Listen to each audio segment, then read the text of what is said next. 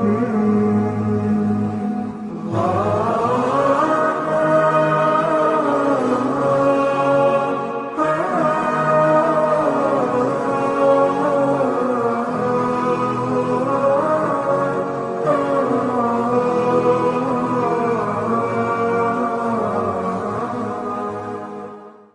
حول ولا قوة إلا بالله العلي العظيم. أعوذ بالله من الشيطان الرجيم.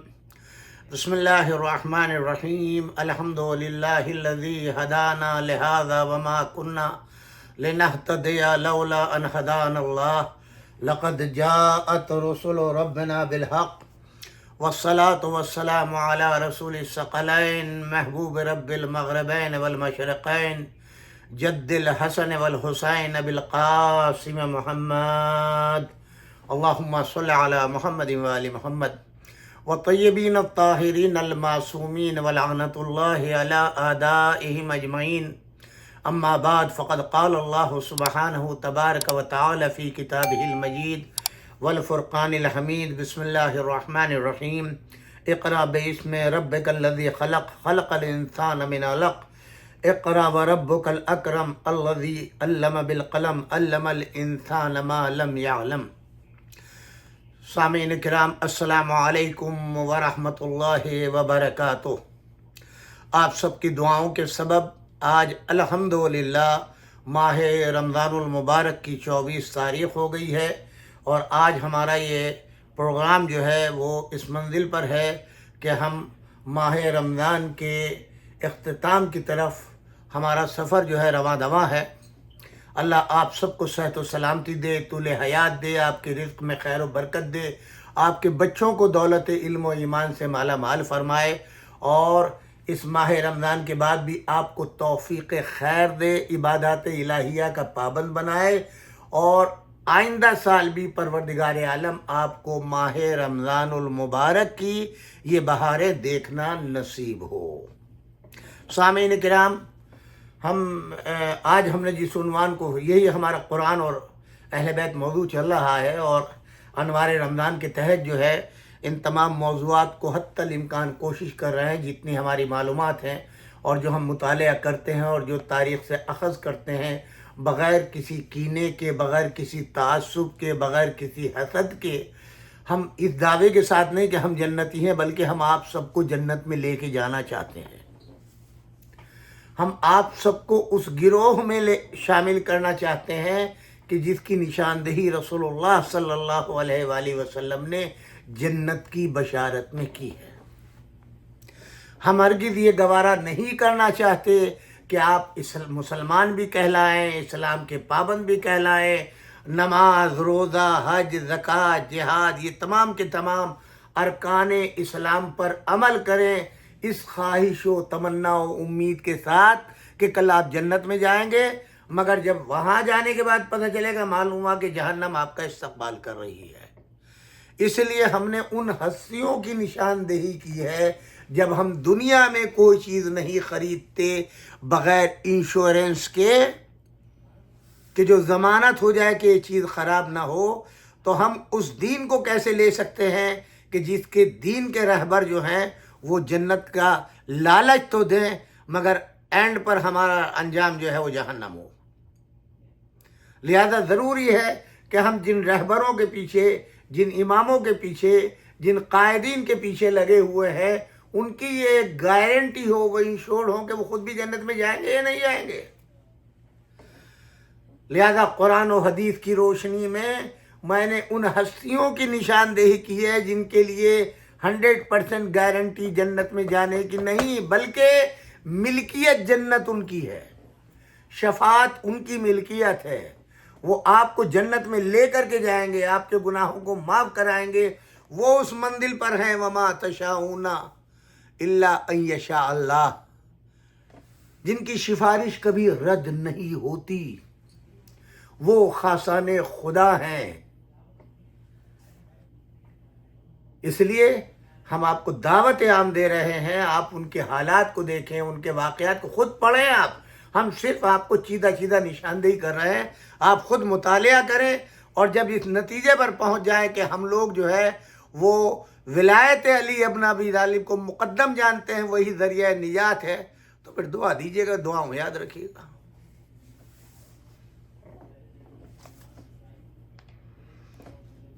ये पहली वही सूरह इक़रा, इसकी 5 आयतें बयान की जाती हैं कि ये इब्तिदाई पहली वही है।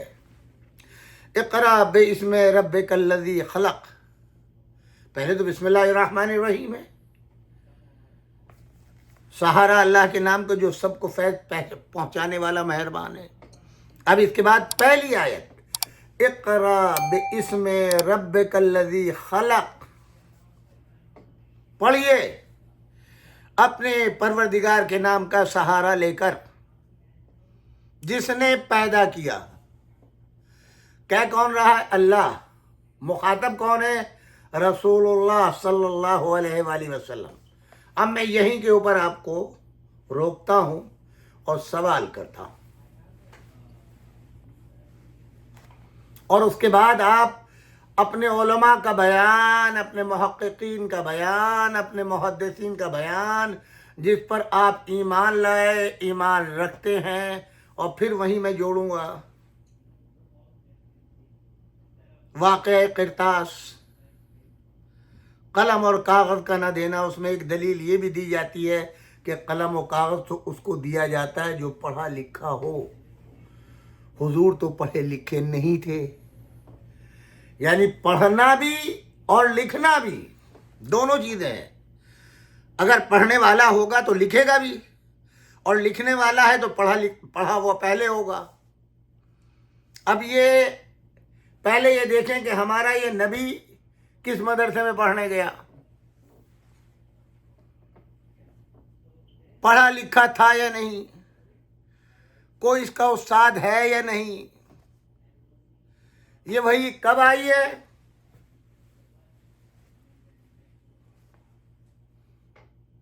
उम्र का एक हिस्सा गुजर चुका है, तकरीबन 40 साल उम्र के गुजर चुके हैं। तकरीबन कह रहा हूं 39-40 उम्र पुख्ता हो जाती है। अल्लाह कह रहा है पढ़, किससे? अपने नबी से।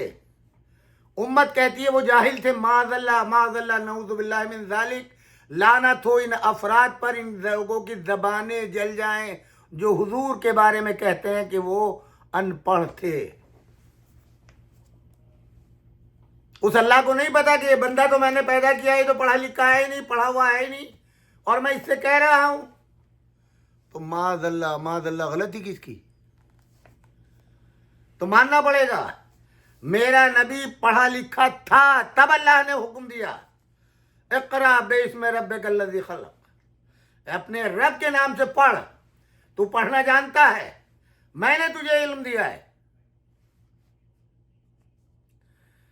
खलक़ल इंसान मिन अलक़,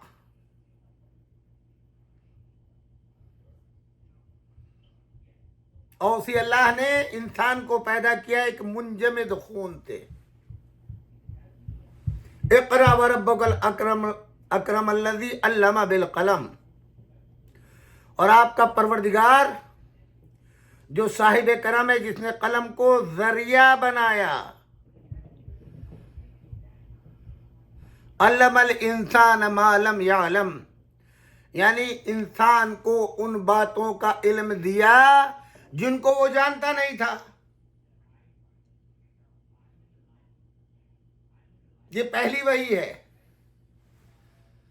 गोया ये आयतें बता रही हैं कि हमारा नबी लिखना भी जानता था, पढ़ना भी जानता था, वो जाहिल नहीं था। ये अलग बात है कहाँ पढ़ा कहाँ लिखा। अगर इस दुनिया में नहीं पढ़ा तो अल्लाह ने पढ़ा के लिखा के भेजा। हमारा अकीदा यही है, हमारे नबी इस दुनिया में किसी का मोहताज नहीं था, अल्लाह ने तमाम इल्म दे करके भेजा।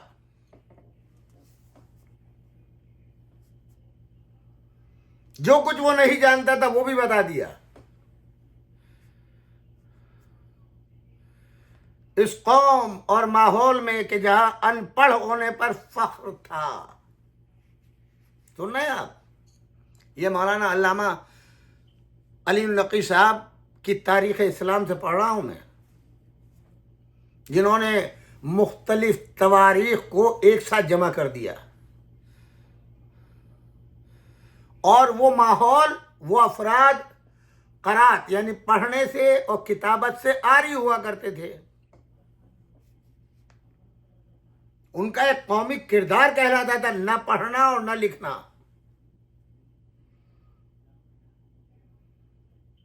اللہ جو پہلا پیغام پہنچا رہا ہے وہ قرات اور کتابت کی طرف توجہ دلانے والا، یہ اسلام کی طرف سے عقل اور علم کے دروازوں کے کھولنے کی اہمیت کا سب سے اہم اور بڑا نمایاں ثبوت ہے. اللہ جاہل نہیں دیکھنا چاہتا، عالم دیکھنا چاہتا ہے. اسی لیے پہلی دعوت علم کی دی، پڑھنے کی دی، لکھنے کی دی.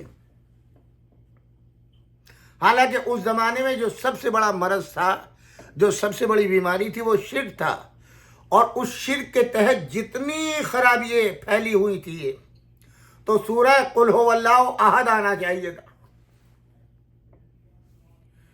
جو باجماع مفسرین پہلا سورہ نہیں ہے بلکہ بعد میں اترا ہے. یہ اس لیے کہ شرک سے بڑی بیماری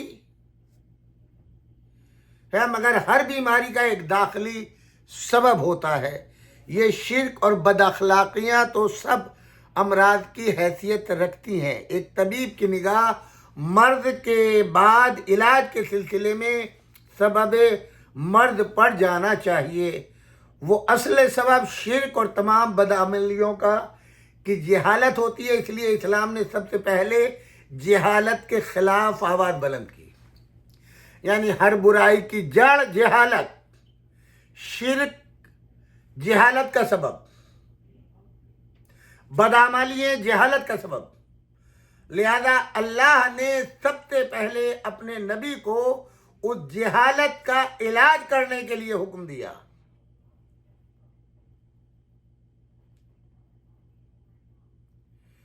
حضور اکرم صلی اللہ علیہ وآلہ وسلم پر جو پہلا پیغام الہی آیا اور آپ دعوت اسلام پر مامور ہوئے، تو فطری طور پر تربیت و تعلیم کے عقلی اصول پر اور حکمت تبلیغ کی بنا پر سب سے پہلے آپ کو اس پیغام کی اپنے گھر والوں کو اطلاع دینی چاہیے تھی. چنانچہ ایسا ہی ہوا کہ آپ کی پاک زندگی پر اندرونی اطلاع اور دل پر اس کے قائم شدہ اثر کا نتیجہ تھا کہ گھر کے آدمیوں نے بلا تکلف و توقف اس پر لبیک کہا. یہ گھر کے آدمی کون تھے؟ آپ کی شریک حیات جناب خدیجہ الکبریٰ سلام اللہ علیہا، جنہوں نے آپ کے بلند اوصاف اور رفعت کردار ہی سے متاثر ہو کر آپ کو رفاقت زندگی کے لیے منتخب کیا. آپ کے چچاداد بھائی اور آپ کی آغوش میں تربیت میں مثل اولاد پرورش پانے والے حضرت علی ابن ابی طالب، جنہوں نے آنکھ کھول کر سب سے پہلے اس چہرے مبارک پر نظر کی تھی اور پھر اسی گود میں پل کر 10 برس کی عمر تک پہنچے تھے، جو عربی اور ہاشمی دور کی نشو و نما کے لحاظ سے شباب سے کچھ زیادہ دور کی عمر نہیں تھی. آپ کو رسالت کے جاننے، اس کے ماننے کے لیے کسی دلیل و حجت کی ضرورت بھی نہیں تھی، اس لیے کہ وہ اس مسمى کو آنکھ سے دیکھ رہے تھے جو وقت آنے پر رسالت کے اسم سے موسوم ہو گیا. وہ ہر وقت ساتھ تھے اور خدا کی دی ہوئی قوت ادراک سے ان کمالات کا مشاہدہ کر رہے تھے جس کا بعد میں اپنے بچپن کی رودات سناتے ہوئے آپ نے خود اظہار کیا. کنتو اتبع الفصیل اثر امہ یرفع لکل یوم من الاخلاق ہی علماء. میں آپ کے پیچھے چلتا تھا اس طرح جیسے ناقہ کا بچہ اپنی ماں کے پیچھے پیچھے چلتا ہے. عجب بات ہے. ناقے کی مثال کیوں دی؟ جتنے بھی جانور ہیں ان میں یہ خوبی صرف اکیلے ناقے کے اندر پڑتی ہے، اونٹ کے، کہ جب ماں کے ساتھ بچہ چلتا ہے تو اس بچے کا قدم بعین ہی ماں کے قدم ہی پر پڑتا ہے، الگ نہیں پڑتا. یعنی امام علی یہ بتانا چاہتے ہیں کہ حضور اکرم صلی اللہ علیہ وآلہ وسلم کے قدم پر قدم میں رکھ کر کے ان کی اتباع میں چلا ہوں. آپ ہر دن میرے لیے اپنے اخلاق سے ایک منارہ نور بلند کرتے تھے.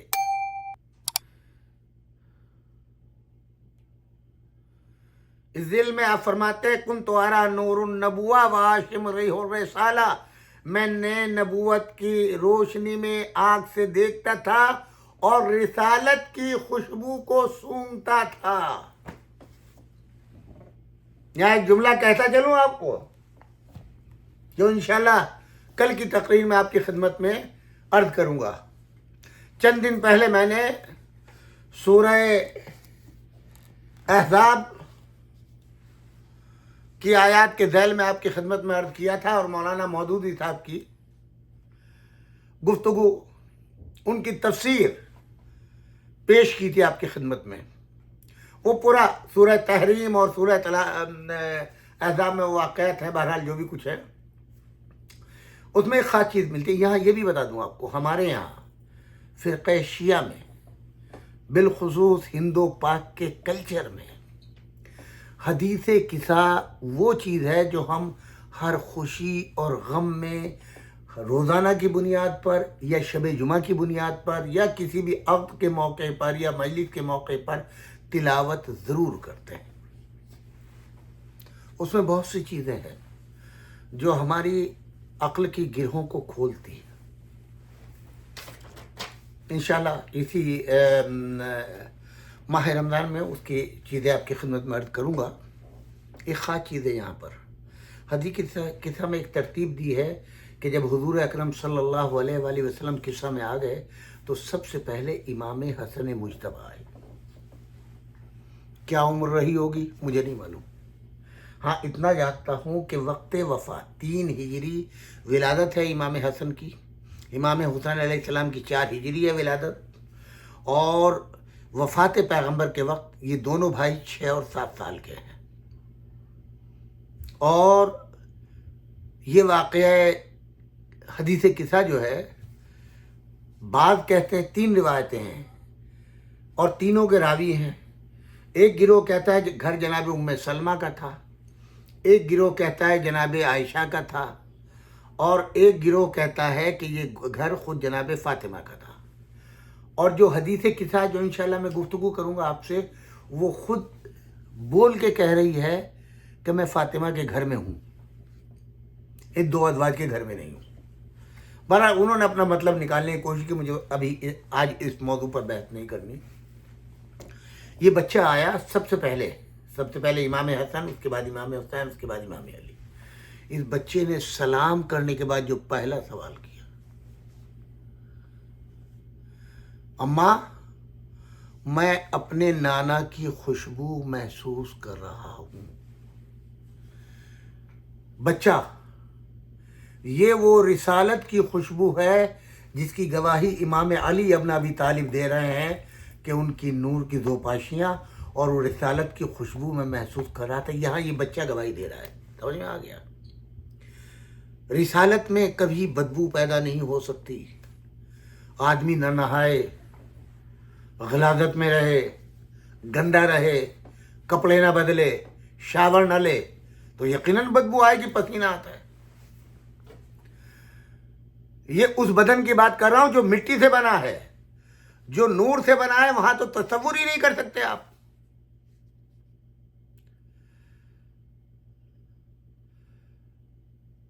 اب وہاں وہ جو واقعہ دیا ہے، جو رسول اللہ کے راز کو فاش کیا ہے انہوں نے، یعنی آپ نے فرمایا کہ میں فلاں جگہ گیا تھا اور میں نے شربت پیا تھا، تو اس نے پہلے کیا کہا تھا؟ آپ کے منہ سے بدبو آ رہی ہے. ان کو رسالت کی معرفت نہیں ہے क्यों? इसलिए कि वो मिट्टी की बनी हुई हैं, मिट्टी में फना हो जाएंगी। ये नूर के बने हुए हैं, नूर में से बदबू नहीं आती। पहचान लिया आपने? जो रिसालत को नहीं पहचानता, रिसालत के नूर की मारिफत नहीं रखता, वही जाहिल होता है। ये सब अजले महज थी, मारिफत नहीं रखती थी रिसालत की, इसलिए बदबू का जिक्र किया और रसूलुल्लाह सल्लल्लाहु अलैहि वसल्लम की तरफ मंसूब किया। गौर कीजिएगा अपने ईमान व अकीदे के ऊपर।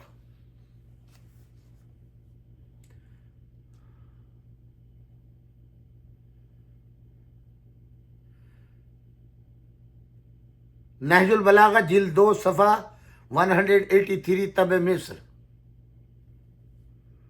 क्या खूब डॉक्टर अल्लामा इकबाल ने कहा है, मुस्लिम अव्वल शहे मर्दा अली, इश्क रा सरमाये ईमा अली।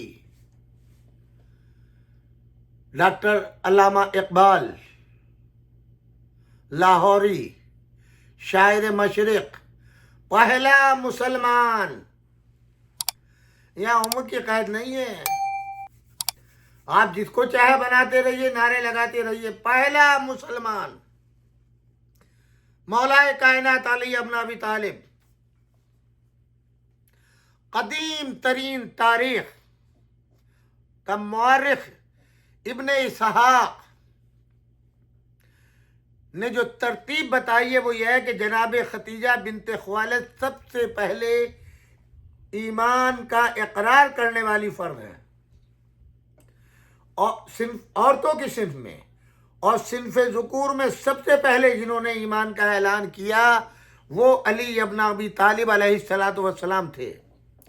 फिर रसूल के साथ मिसल औलाद के रहने वाले आपके बेटे कहे जाने वाले ज़ैद इब्ने हारिसा थे, ये भी घर वालों में महसूब थे। इनके अलावा जो रिवायात हैं, अल्लामा तिबरिसी रहमतुल्लाह अलैह की भी रिवायत से पता चलता है, जो दरायत के मुताबिक उसी दौर में जनाब अली इब्न अबी तालिब के एक दूसरे भाई हजरत जाफ़र भी थे, जिन्हें एक हदीस रसूल की बिना पर जाफ़र तैयार कहा जाता है, जो जंग मौता में शहीद हुए थे। कहा जाता है इस फहरिस्त में दाखिल हो चुके थे, चुनांचे शुरू में जो नमाजें होती थी उसमें रसूलुल्लाह सल्लल्लाहु अलैहि वसल्लम के पीछे जो सफ़ कायम होती थी वो हस्ब ज़ैल अफराद पर मुश्तमिल हुआ करती थी। मौलाए कायनात अली इब्न अबी तालिब, हज़रत जाफ़र, हज़रत ज़ैद और जनाब खतीजतुल कुबरा सल्लल्लाहु अलैहि वसल्लम आलमुल वरा, ये तारीख़ की किताब है। इसके बाद जो इक्का दुक्का आदमी दोस्ताना हैसियत से घर पर आ जाया करते थे, उनके सामने जिक्र आया तो उनमें से ये एक कौल नकल किया गया है कि सबसे पहले कबीले बनी तीन के में से हज़रत अबू बकर इस्लाम लाए, फिर उस्मान, फिर ज़ुबैर इब्न अवाम, अब्दुर्रहमान इब्न औफ, साद इब्न वक़ास और तलहा इब्न उबैदुल्लाह कुछ दिनों के अंदर मुसलमान हुए। इब्न हिशाम जिल्द नंबर 1 सफ़ा 153 से 158 तक। मगर जो दूसरी रिवायत है जिसमें तबरी ने मोहम्मद इब्न सईद की ज़बानी नकल किया है कि ये उन्होंने अपने वालिद से पूछा कि आप लोगों में क्या सबसे पहले अबू बकर इस्लाम लाए? उन्होंने कहा नहीं, उनसे कबल 50 आदमियों से ज़्यादा इस अफराद इस्लाम ला चुके थे। आपने सुन लिया, मौलाए कायनात अली इब्न अबी तालिब वो पहले मुसलमान हैं जिन्होंने कलमा ला इलाहा इल्लल्लाह पढ़ा, नहीं गवाही दी अल्लाह की वहदानियत की, रसूलुल्लाह की रिसालत की। और उसी दिन रसूलुल्लाह ने अपना नायब जानशीन और वसी करार दिया मौलाए कायनात अली इब्न अबी तालिब को।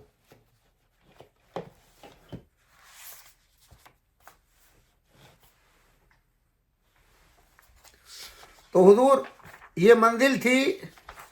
अब वो कुरान जिसके लिए मैंने पहली वही बता दी, यहां पर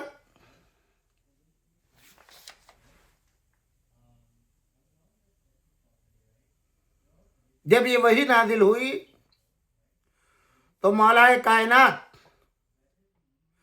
अली इब्न अबी तालिब अलैहिस्सलातु वस्सलाम फरमाते हैं, वलक़द काना युजाविरु फी कुल्लि सनतिन बहरन फ़अराहु वला यराहु गैरी वलम यजमा बैतुन वाहिदुन यौमइज़िन फिल इस्लाम गैरा रसूलुल्लाह सल्लल्लाहु अलैहि वसल्लम व खतीजता व अना सालिसुहुमा अरा नूर अल वही व रिसाला व अशुम्मु रिहन नबुवा।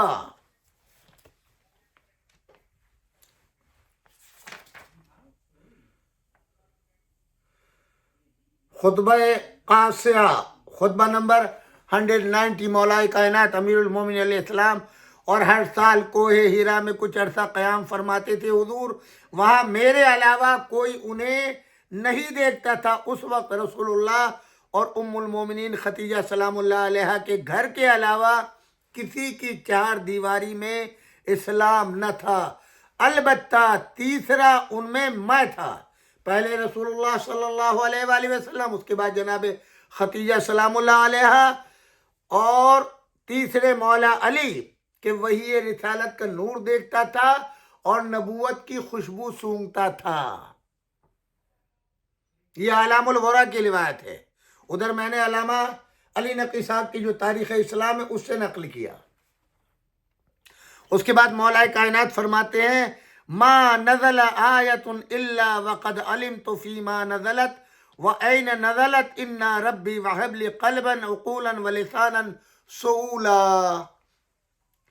जब भी कोई आयत नाजिल होती तो मेरे इल्म में होता कि वो किसके बारे में नाजिल हुई है, कहाँ नाजिल हुई है।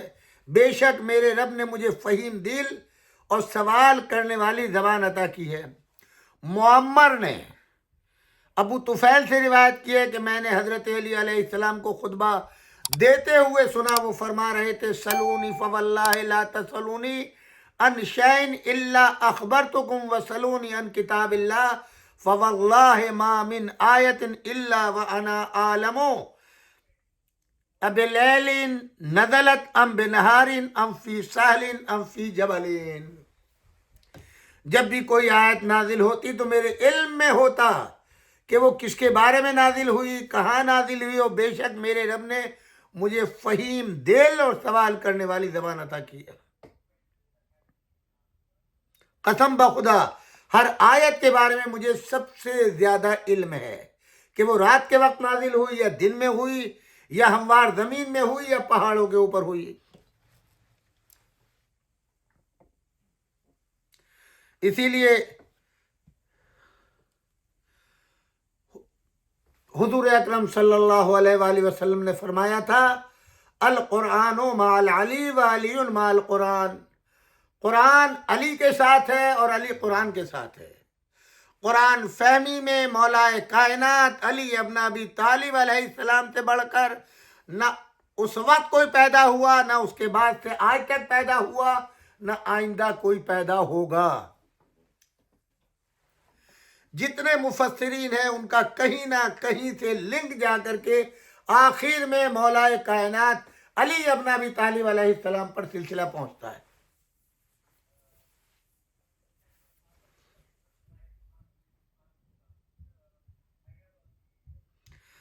हजरत अली अलैहिस्सलाम सफ़र और हज़र में, जलवत और खलवत में नबी अकरम सल्लल्लाहु अलैहि वसल्लम के साथ रहे। जहाँ जहाँ आपने मुकम्मल कुरान की किताबत फरमाई और आप कातिबीन कुरान में नुमाया हैसियत रखते थे। सलीम इब्न कैस हिलाली जो ताबईन में से थे फरमाते हैं कि मैं मस्जिद कूफा में था, लोग हजरत अली के अतराफ में मौजूद थे कि मौलाए कायनात फरमा रहे थे, मुझसे किताब खुदा के बारे में दरियाफ्त करो। खुदा की कसम जब भी कोई आयत नाजिल होती थी पैगंबर अकरम सल्लल्लाहु अलैहि वसल्लम मेरे लिए उसकी तिलावत फरमाते थे और उसकी तफसीर और तावील मुझे बताते थे। इब्नुल कव्वा ने दरियाफ्त किया, क्या कोई आयत नाजिल होती और आप वहाँ मौजूद नहीं होते थे तो क्या करते थे। हज़रत अली ने फरमाया कि जब मैं हज़रत की खिदमत में हाजिर होता था تو وہ فرماتے تھے اے علی تمہاری عدم موجودگی میں یہ آیتیں نازل ہوئی تھیں، وہ انہیں میرے سامنے پڑھتے، ان کی تعویل سے مجھے باخبر کرتے۔ حضرت علی نے مکمل قرآن کی کتابت فرمائی اور اسے لکھ کر حضرت کی خدمت میں پیش کیا۔ علامہ جلال الدین سیوطی تاریخ خلفاء میں صفحہ 128 پر فرماتے ہیں واحد من جمع القرآن وارضہ علی النبی علیہ الصلاۃ والسلام، حضرت علی علیہ السلام ان لوگوں میں سے ایک ہیں جنہوں نے قرآن کریم کو جمع کیا اور نبی اکرم صلی اللہ علیہ وآلہ وسلم کی خدمت میں پیش کیا، اور حضرت علی کی خدمت میں جن لوگوں نے قرآن جمع کر کے پیش کیا ان میں ابو الاسود ویلی، ابو عبد الرحمن سلمی اور عبد الرحمن ابن ابی لیلہ تھے۔ حضرت نے صراحتاً فرما دیا تھا یا علی انا صاحب التنزیل و انتا صاحب التاویل، اے علی میں صاحب تنزیل ہوں اور تم صاحب تاویل ہو، فصول العاملی میں لکھا ہوا ہے۔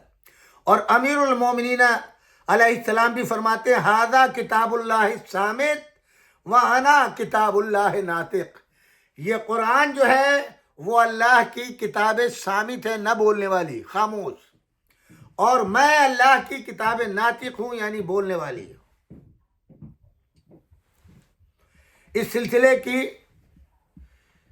آخری مولا علی کا فرمان تحکیم کے موقع پر۔ تحکیم کیا چیز ہے؟ جنگ صفین کے بعد جب جنگ کو روک دیا گیا تو اب یہ ہوا کہ باہمی مشاورت ہو، تحکیم ہو، ایک حکم ان کی طرف سے مقرر کیا جائے، ایک اس طرف سے، اور آپس میں وہ گفتگو کریں اور اس کے بعد اس جنگ کے خاتمے کا اعلان کرتے ہوئے یہ بتائیں کہ حق کس کے ساتھ ہے، اس کو تحکیم کہتے ہیں۔ اس موقع پر خطبہ نمبر 125 میں مولا کائنات فرماتے ہیں انا لم نحکم الرجال انما حکمنا القرآن وهذا القرآن انما هو خط مستور بین الدفتین لا ينطق بلسان ولا بد له من ترجمان وانما ينطق عنه الرجال۔ جب معاویہ جنگ ہار رہا تھا اور کشتوں کے پشتے لگ رہے تھے تو اس وقت اس نے عمر آج کے کہنے پر یہ چال چلی کہ قرآن کو نیزوں پر بلند کر دو اور علی سے تقاضا کرو، مسلمانوں سے تقاضا کرو کہ ہم تو قرآن کا فیصلہ جانتے۔ یہ اس کی مکاری کی چال تھی۔ اس نے اپنے زرخرید بندوں کو مولا کائنات علی ابن ابی طالب علیہ السلام کی فوج میں داخل کر دیا تھا۔ جب وہ جنگ ہار رہا تھا تو اس نے کہا کہ ہم کوئی حربہ کریں گے تو تم اس وقت مولا علی کی طرف سے آواز بلند کر کے ہماری حمایت کرنا۔ اور یہی ہوا جب جنگ آخری مراحل میں داخل ہو چکی اور معاویہ ہارنے جا رہا تھا تو اس نے اپنے فوجیوں سے کہا کہ قرآن نو کے نیزہ پر بلند کرو۔ چنانچہ نو کے نیزہ پر قرآن بلند کر دیے گئے، اور جب وہ قرآن کو دیکھا تو یہ منافق لوگ جو مولا علی کی فوج میں معاویہ کے زرخرید تھے، انہوں نے کہا کہ انہوں نے تو قرآن بلند کر دیا ہے، لہذا ہم قرآن سے فیصلہ چاہتے ہیں۔ مجبور ہو کہ مولا علی ابن ابی طالب کو جنگ روکنا پڑی۔ جب دیکھا کہ ہماری صف میں منافقین بہت زیادہ آ گئے ہیں تو ان کے اس اصرار پر جنگ کو روکنا پڑا۔ اس موقع پر آپ نے فرمایا ہم نے آدمیوں کو نہیں بلکہ قرآن کو حکم قرار دیا تھا، چونکہ یہ قرآن دو دفتیوں کے درمیان ایک لکھی ہوئی کتاب ہے کہ جو زبان سے بولا نہیں کرتی، اس لیے ضرورت تھی کہ اس کے لیے کوئی ترجمان ہو، اور وہ آدمی ہی ہوتے ہیں۔ حضرت علی نے قرآن کی جمع، ترتیب، تدوین کے لیے اپنی پوری زندگی وقف کر دی۔ آپ کیونکہ قرآن کے مقابل میں اطرت کی نمائندگی کر رہے تھے، لہذا حفاظت و صیانت قرآن کی ذمہ داری بھی پوری کی۔ جب آپ نے محسوس کیا کہ کچھ لوگ قرآن کریم کی تلاوت میں غلطیاں کر رہے ہیں، اس سے معنی اور مفہوم کی تبدیلی کا امکان ہے، تو آپ نے عزم مصمم کر لیا کہ ایسا طریقہ وضع کیا جائے کہ لوگ قرآن کریم کی غلط تلاوت نہ کریں، لہذا آپ نے عربی قواعد و وضع کرنے کی طرف توجہ مبذول کی اور اس مقصد کے لیے ابو اسود وائلی کا انتخاب کیا۔ آج اپنے کلام کو ہم اسی مقام کے اوپر تمام کرتے ہیں۔ میں نے حوالہ دیا علامہ جلال الدین سیوطی کا، انہوں نے تاریخ خلفاء میں، اور بھی دوسرے حوالے موجود ہیں مگر دامن وقت میں اتنی گنجائش نہیں ہے، کہ واحد کاتب وحی، مکمل قرآن کی کتابت کرنے والے علی ابن ابی طالب، ہمارے رسول نے امت کے حوالے ایسے نہیں چھوڑا ہے۔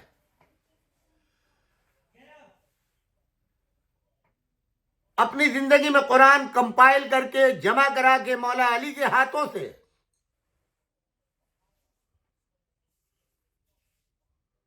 تب امت سے کہا یہ قرآن ہے اور یہ اہل بیت ہے۔ قرآن اللہ کی کتاب ہے، علی اہل بیت کے نمائندے، یہ دونوں چیزیں تمہارے درمیان چھوڑ کے جا رہا ہوں۔ قرآن بھی معلم قرآن بھی، قرآن بھی مفسر قرآن بھی، قرآن بھی محافظ قرآن بھی، ان دونوں میں کبھی اختلاف نہیں ہوگا، اور یہ میں ضمانت دے رہا ہوں کہ تم میرے بعد گمراہ نہیں ہوگے اگر دونوں کو لے لیا۔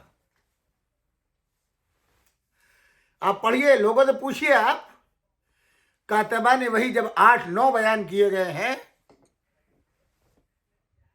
ان میں سے ایک وہ ہے جس نے پیدا ہونے کے بعد جب آنکھ کھولی تو نور اقدس رسول اللہ صلی اللہ علیہ وآلہ وسلم کی زیارت کی، اور جب رسول اللہ کی ہمیشہ کے لیے آنکھ بند ہوئی دنیا سے تو اسی آغوش میں علی ابن ابی طالب کے اتنا ساتھ ہے۔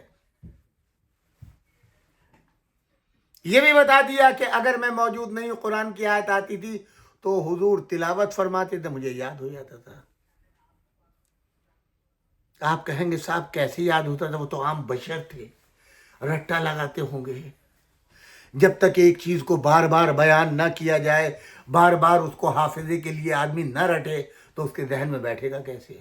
چلیے آپ ہی کو لے لیں۔ یہ بدبختی ہے تمہاری مسلمانوں۔ اسلام کا سب سے بڑا محدث کون، کس کو مانتے ہیں آپ؟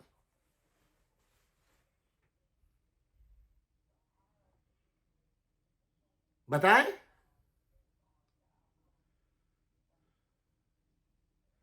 جناب ابن عباس سب سے بڑا محدث بھی ہے، مفسر بھی ہے، جس کے بارے میں کوئی اختلاف نہیں۔ وہ کہتے ہیں جتنا علم میں نے لیا ہے وہ علی ابن ابی طالب سے، چاہے علم قرآن ہو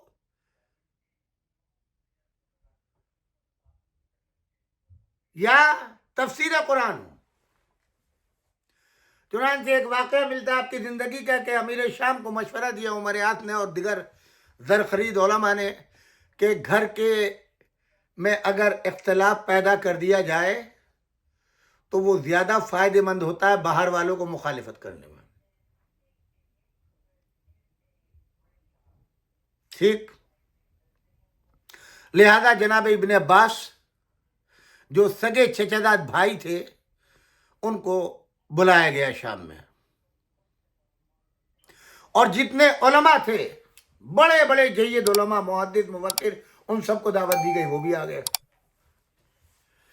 اور اب سب نے تقریریں کی، اور تقریریں کر کے وہ زمین و آسمان کے قلابے ملائے ابن عباس کا کیا مرتبہ ہے، بنی ہاشم ہے، رسول اللہ کے چچا بھائی ہیں، اور کیا ہے کیا ہے کیا ہے۔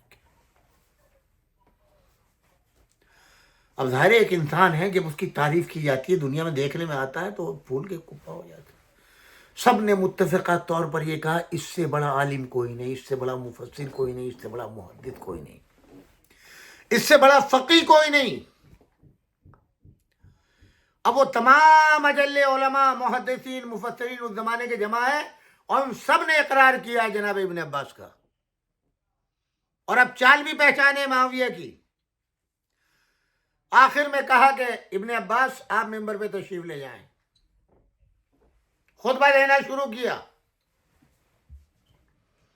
درمیان خطبہ میں معاویہ کہتا ہے اے ابن عباس، آپ نے اپنا علم، فضل و کرم دیکھ لیا، ان تمام علماء کے سامنے آپ کے مقابل کوئی نہیں ہے،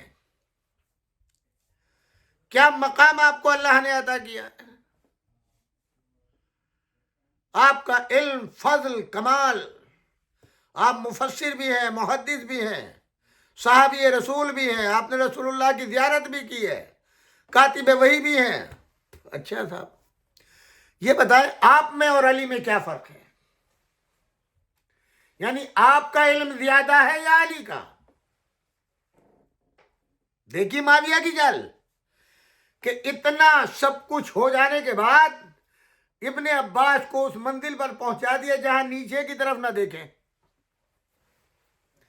اپنے بارے میں اوپر ہی اوپر دیکھیں۔ ابن عباس بھی چھوٹی موٹی عقل کے آدمی تو نہیں تھے، ہمارے ایسے تو نہیں تھے۔ سمجھ گئے معاویہ کی چال؟ معاویہ کیا چاہتا ہے؟ میری زبان سے کہلوانا چاہتا ہے کہ مولا علی ابن ابی طالب معاذ اللہ کم ہے اور میں زیادہ ہوں۔ کہا معاویہ سن، تو نے سن لیا ان تمام اپنے علماء سے، محدثین سے، مفسرین سے کہ مجھ سے بڑا عالم کوئی نہیں، میرے علم کے مقابل کوئی نہیں، میں ہی مفسر قرآن ہوں، میں ہی محدث ہوں، میں نے رسول اللہ کی زیارت کی ہے، میں نے سنتوں پر عمل کیا، میں نے حج بھی کیا، جہاد بھی کیا، اسلام بھی لایا، سب کچھ کیا۔ بولے بیش، اب تیرا سوال یہ ہے کہ میرے علم میں اور علی کے علم میں کیا فرق ہے، وہ فرق سن لے تو۔ جی بتائیں۔ لوگ جھوم رہے ہیں، واہ واہ ہو رہی ہے۔ کہا بھئی یہ تصور کر، چاروں طرف سے دریا پانی کے بہتے ہوئے آ رہے ہیں اور ایک مقام پر سمندر میں وہ سارے دریا جمع ہو رہے ہیں۔ ایک پرندہ ہے جو پیاسا ہے، وہ پرواز کرتا ہوا آتا ہے اور اس جگہ جہاں سارے دریا جمع ہو رہے ہیں وہاں سے چند قطرے پی کر کے اپنی پیاس بجھاتا ہے۔ بس یہ سمجھو وہ جو علم کے دریا بہتے ہوئے سب جگہ آ کے جمع ہو رہے ہیں، وہ علوم سب جمع آ کر کے جس مرکز میں جمع ہو رہے ہیں اس کا نام ہے علی۔ اور جو پیاسا پرندہ پرواز کرتا ہوا آ رہا ہے اور اس مقام سے چند قطرے لے کر کے اپنی پیاس بجھا رہا ہے، وہ میں ہوں ابن عباس۔ مقام امیر المومنین علی ابن ابی طالب بھی بتا دیا اور اپنے بارے میں بھی بتا دیا۔ معاویہ خاموش ہو گیا، شرمندہ ہو گیا۔ پہچان لیا مقام علی ابن ابی طالب، یہی مفسر قرآن ہے، یہی محافظ قرآن ہے، یہی وہ ہیں جن کو رسول اللہ نے وارث قرآن قرار دیا، یہی وہ ہیں جن کو رسول اللہ نے امین قرآن قرار دیا۔ یہ ان کے بغیر نہ قرآن ملے گا، نہ دین ملے گا، نہ احکامات ملے گے۔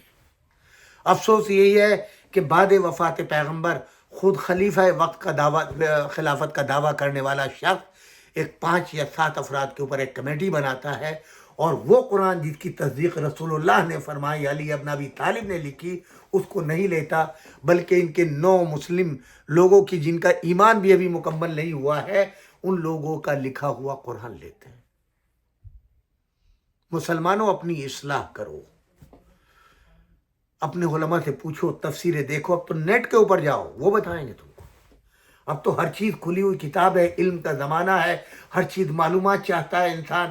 تو آپ دیکھیں، میرے کہنے سے نہیں، آپ خود علم کی بنیاد کے اوپر اپنے علماء کی تفسیروں کو دیکھیں، کتابوں کو دیکھیں، ان ملاؤں پر نہ جائیں۔ یہ تو حق کے اوپر پردہ ڈالنے والے لوگ ہیں، انہوں نے حق کو مٹایا ہے، تو مال کے لالچ میں آ کے سب کچھ بیچتے ہیں، ایمان بیچ دیں، سب کچھ بیچ دیں اور بیچ دیا ہے۔ یہ تمہیں حق کا راستہ نہیں دکھائیں گے، ان کا پیٹ اجازت نہیں دیتا کہ یہ بدبخت جو ہیں وہ صحیح حقائق بیان کریں، صحیح دین بیان کریں، صحیح اسلام بیان کریں، صحیح سیرت رسول بیان کریں۔ یہ قرآن کے معاملات میں بھی ڈنڈی مارتے ہیں، رسول اللہ کی سیرت میں بھی ڈنڈی مارتے ہیں، اور حق کے اوپر جو ہے ان کی زبان گنگ ہو جاتی ہے۔ انشاءاللہ اسی سلسلے کو آگے بڑھاتے ہوئے آپ کی معلومات کے لیے انشاءاللہ بقیہ حصہ کل ہم نقل کریں گے 25 ماہ مبارک رمضان کے پروگرام میں۔ اللہ آپ سب کو سلامت رکھے، آپ کے رزق میں خیر و برکت دے، آپ کو کسی کا محتاج نہ رکھے سوائے در اہل بیت کے، کوئی غم نہ دے آپ کو سوائے غم اہل بیت کے۔